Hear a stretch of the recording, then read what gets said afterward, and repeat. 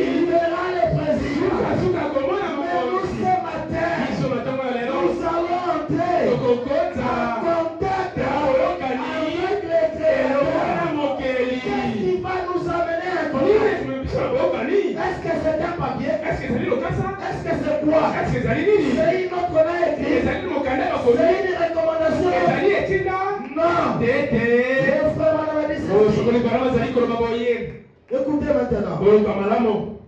Il s'agit d'avoir un contact avec Christ. Il a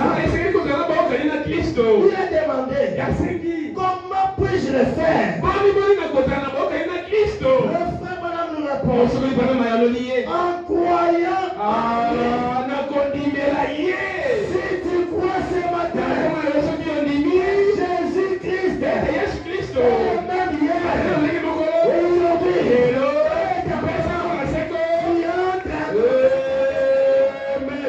Ce n'est pas difficile. Juste la foi de croire à la parole, que la parole est la vérité. Tu entres en contact avec lui. À ce moment, tout ce que tu lui demanderais, il doit l'accomplir. Parce que tu es en contact avec lui. Dieu vous bénisse. Ce matin, je suis dans la joie parce que je suis en contact avec le Créateur. Écoutez maintenant. Nous allons dire maintenant, Dieu confirme sa parole. Paragraphe 24. Dieu confirme sa parole. Nous sommes et nous croyons que nous sommes dans la présence de Jésus-Christ. Mais c'est votre attitude qui produit les résultats. Ce n'est pas l'attitude du prédicateur, mais c'est votre attitude qui va appeler Dieu à tomber sur la scène. Le frère la mécanique est ici. La dynamique aussi. Si vous pouvez juste commencer, Dieu fera le reste. La mécanique est ici. La dynamique aussi est ici. Ce qui reste c'est de commencer en croyant à la parole. Quand tu crois à la parole, la dynamique va t'accompagner. Que Dieu vous bénisse. La mécanique est là. La dynamique aussi est là. C'est ton attitude qui va produire les résultats. Alors vous devez être connectés ce matin. Parce que notre Dieu est un Dieu miséricordieux. Notre Dieu n'a jamais failli. Notre Dieu dit toujours la vérité. Il n'a jamais failli. Nous allons lire frère Branham. La parole infaillible de Dieu. Le paragraphe 11. Écoutez. Nous allons lire la partie C. La foi n'est pas bâtie sur du sable mouvant comme la foi repose fermement sur les rochers éternels de la parole. Pas du sable mouvant de la théologie de l'homme, mais sur la parole éternelle de Dieu. La foi doit avoir quelque chose sur quoi reposer.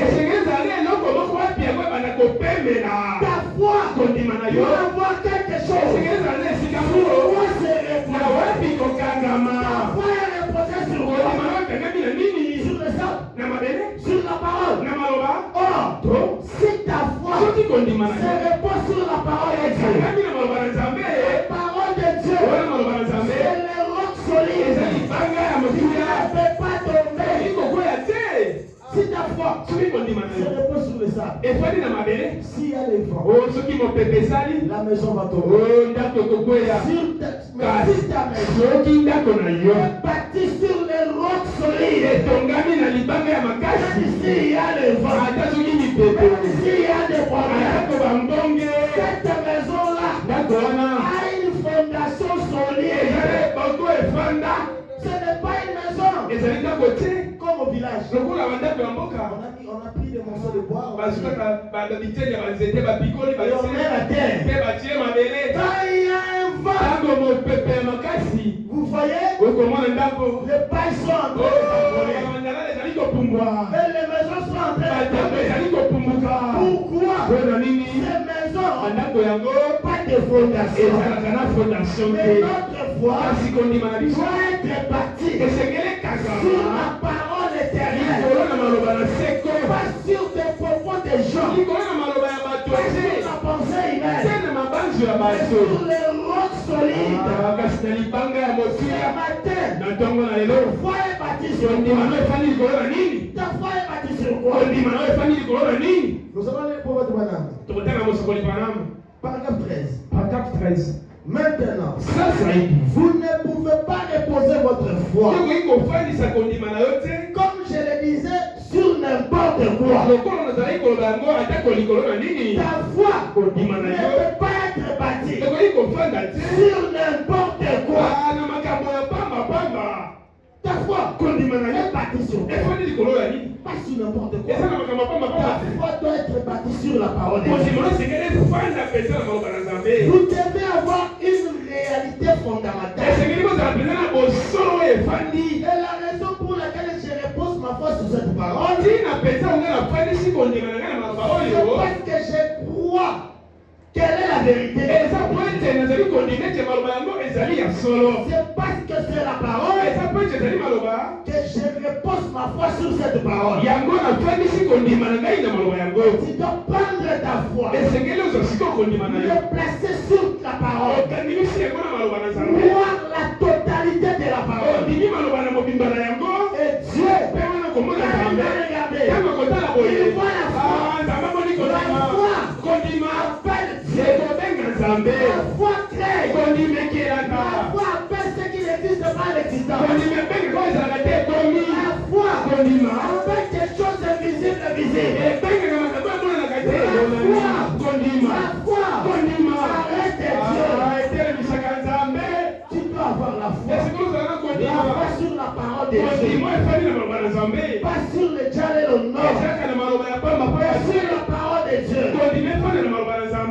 Aucun homme ne vaut plus que sa parole. Ici, suivez bien. Si vous avez écrit ici ce soir une déclaration, que je ferai? Eh bien, je ne veux pas que cette parole, plus que cette parole. Et cette parole est une partie de moi. C'est ma parole. Et si ça c'est la parole écrite de Dieu, elle ne peut pas être moins que Dieu lui-même. Parce qu'il est tenu à sa parole. Le prophète va me dire, si je fais une déclaration, je ne peux pas être plus que ma déclaration.